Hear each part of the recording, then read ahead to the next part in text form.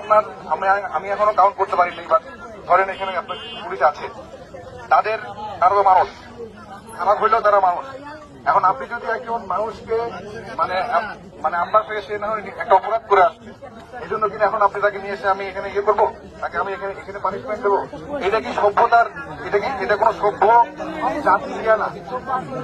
এক, দুই, আমাদের কিন্তু এখানে এনশিওর করা হবে যে তারা বিচারের আওতায় আসতেছে এবং তারা যা করছে এটার মানে তদন্ত অবশ্যই হবে।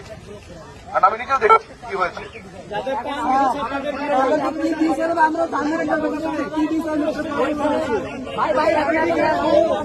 আপনারা সবাই বলবেন না,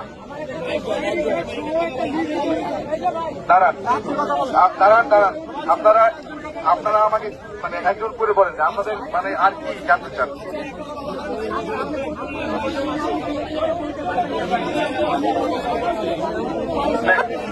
পুলিশের